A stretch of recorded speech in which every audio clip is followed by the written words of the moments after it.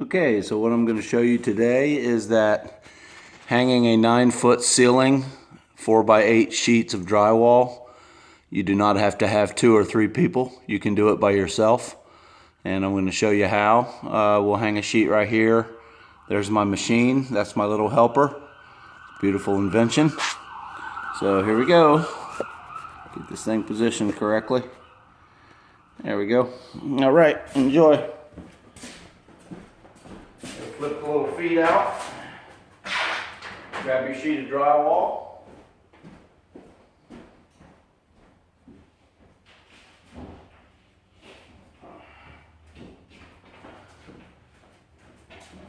You lay it on there backwards.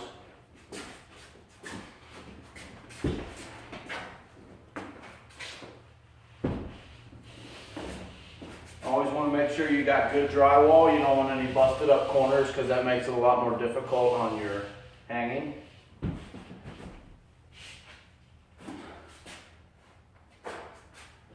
Set it on there, pretty even as you can.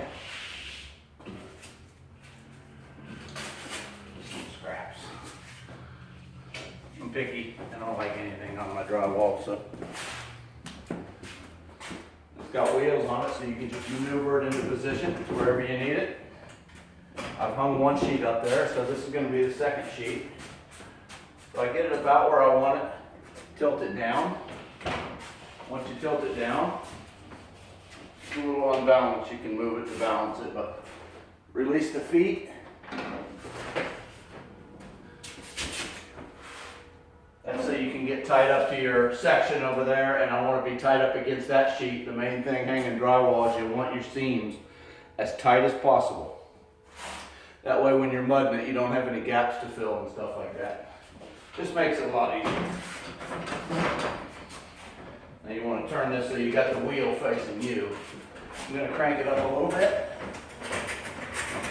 I'm going to get it over my ladder. Okay.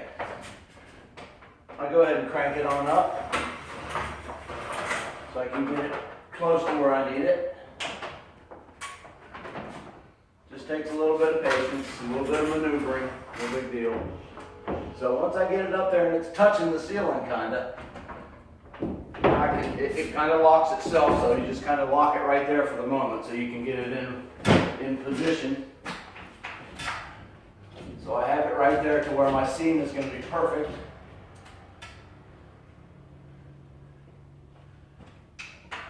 Now I'm going to snug it up. Snugged it up. Check it again. Make sure your seam's in good shape. My seam is perfect here. That seam is a little wavy because of the framing of the ceiling here, but it's good enough. You just take your screw gun, because now you've got a person holding it, right? It's a robot, but.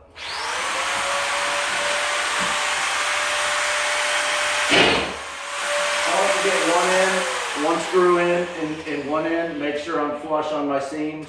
And there's a little bit of a gap down there. I'm going to go to try to close it up just a little bit. It's not bad, but it's because of the framing. It's probably about the best I'm going to get it without opening up a gap down there. That's looking good. Yeah, that's about the best I'm going to get it. So once you got it in position where you want it, then it's just a matter of screwing it off.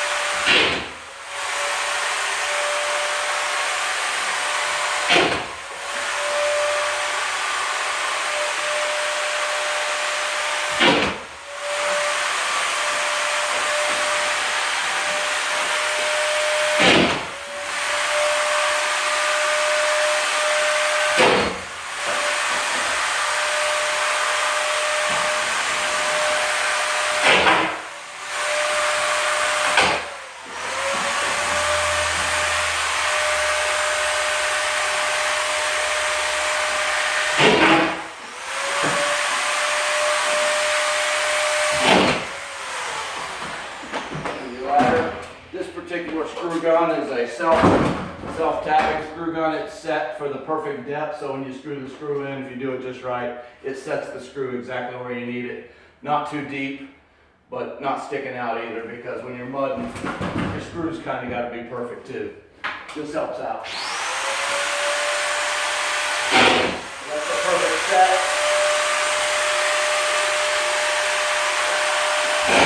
You can set the depth on this how deep you want to put.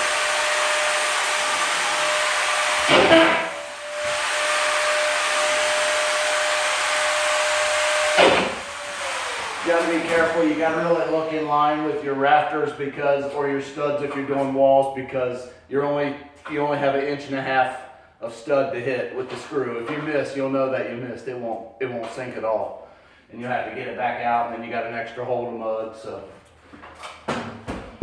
just best to do it properly. Makes it a lot easier on you when you're mudding.